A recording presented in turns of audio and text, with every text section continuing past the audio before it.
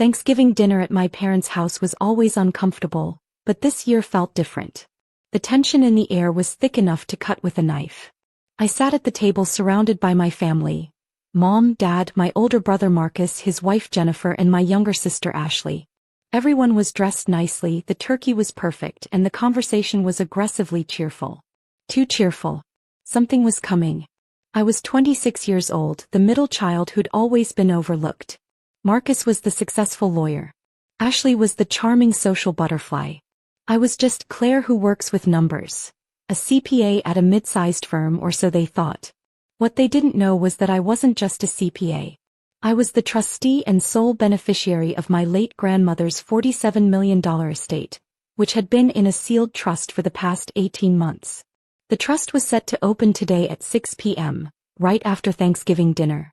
Grandmother Helen had died a year and a half ago, leaving behind a massive fortune from her tech investments in the 1990s. The family had spent 18 months speculating about the inheritance, assuming it would be divided equally among all the grandchildren. They were wrong. "So Claire," Dad said as Mom served dessert, "we need to discuss something important as a family. Here it comes. Your grandmother's trust opens today.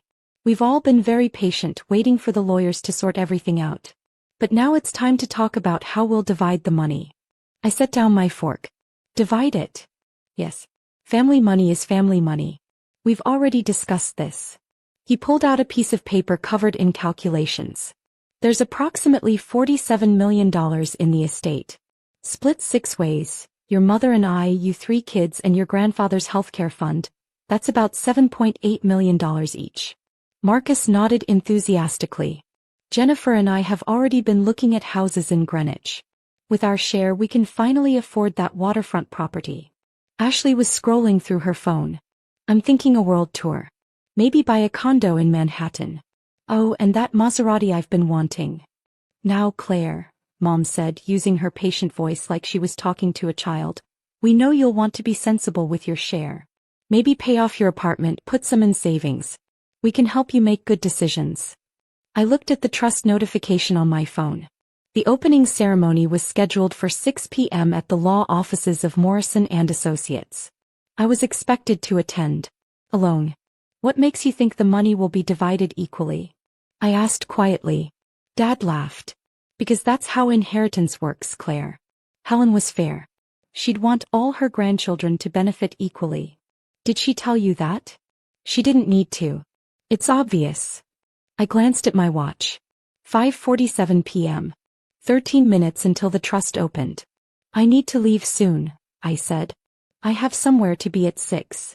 "Leave? On Thanksgiving?" Mom looked offended. "We haven't even discussed the logistics yet. We need to coordinate with the lawyers, set up meetings with financial advisors." "I'm meeting with the lawyers at 6. "All of us?" Marcus asked. "No. Just me." "Why just you?" Ashley's eyes narrowed. "What do you know that we don't?" I stood up and grabbed my coat. "I know that Grandmother Helen's trust opens in 12 minutes. And I know that I'm the only person invited to the opening ceremony." "Hold up." The room erupted.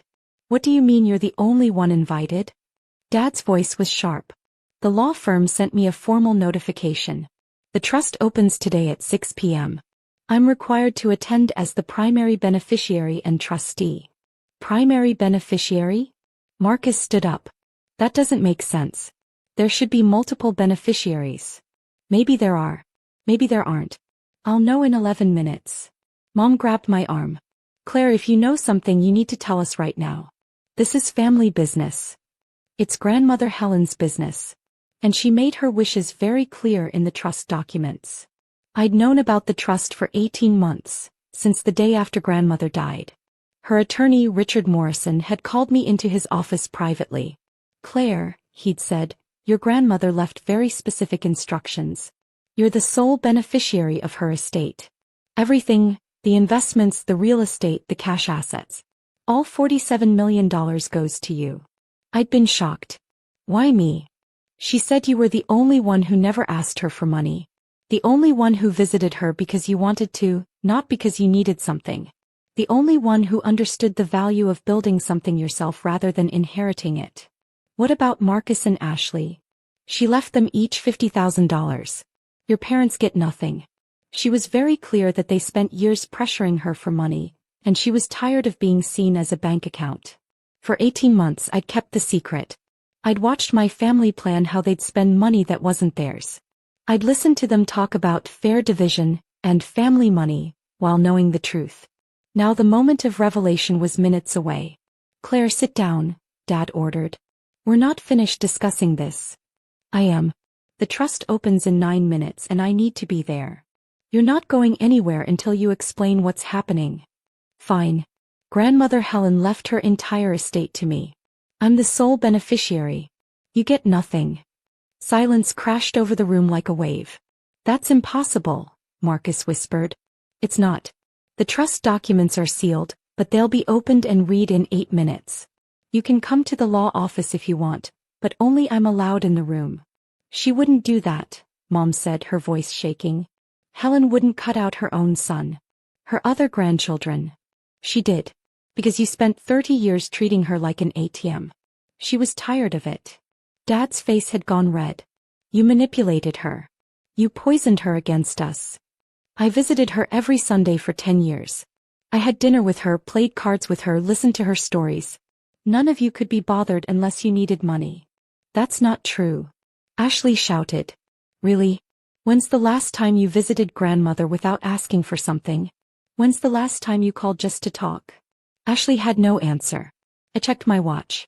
I'm leaving now. If you want to come to the law office, the address is 485 Park Avenue. But you won't be allowed in the room. Revelation.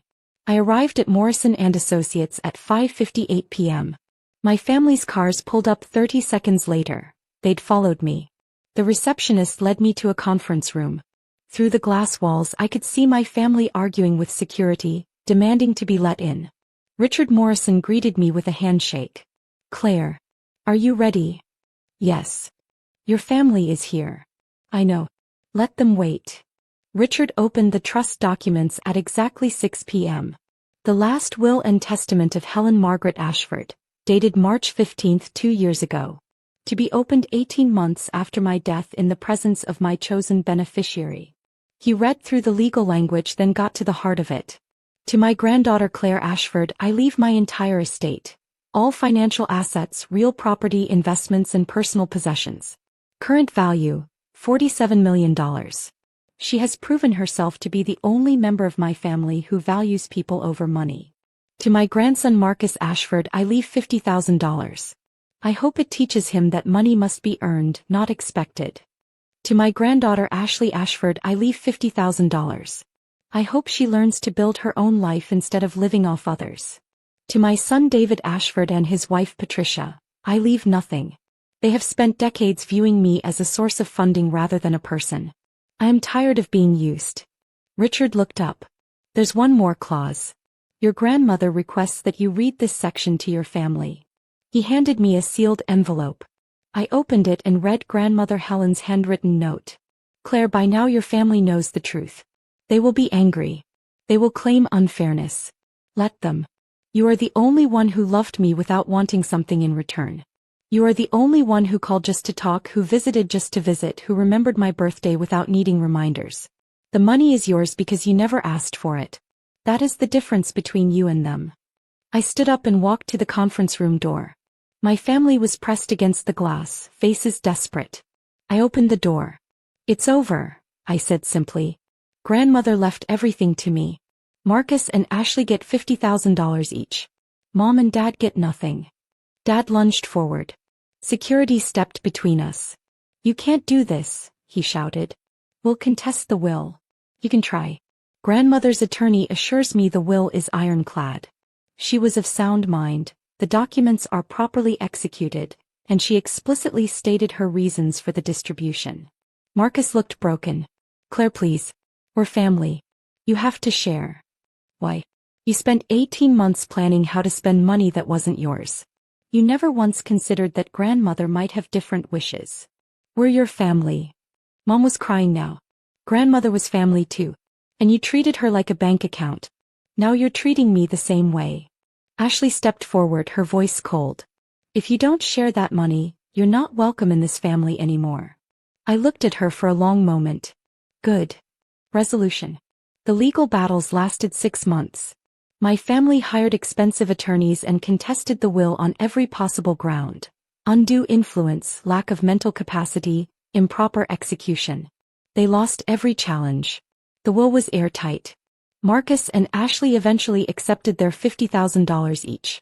Marcus used his to pay down debt. Ashley burned through hers in 3 months on a European vacation. My parents got nothing and never forgave me. They sent one email after the legal battles ended. "You've destroyed this family. We hope the money was worth it." I never replied. I used the inheritance wisely. I quit my CPA job and started my own financial consulting firm, helping families navigate complex estates and avoid the kind of dysfunction mine had experienced. I donated $5 million to establish the Helen Ashford Foundation, funding financial literacy programs for young women. The rest I invested carefully, growing grandmother's legacy rather than squandering it. 1 year after that Thanksgiving, I received a letter from Ashley. "I'm sorry. I finally understand what grandmother saw in you. You were the only one who didn't want her money. That's why you deserved it." It was the closest thing to an apology I'd ever get. I appreciated it but didn't respond. 2 years later, I was engaged to someone who loved me long before he knew about the inheritance. We bought a modest house, nice but not ostentatious. I still drove a sensible car. The money was there, growing and secure, but it didn't define me.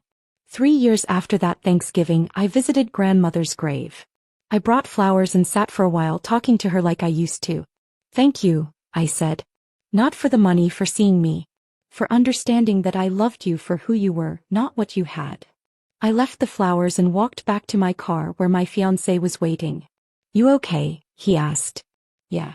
I am." And I was.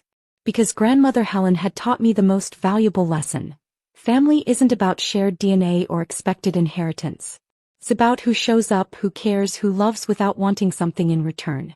I'd been that person for her. And that was worth more than $47 million.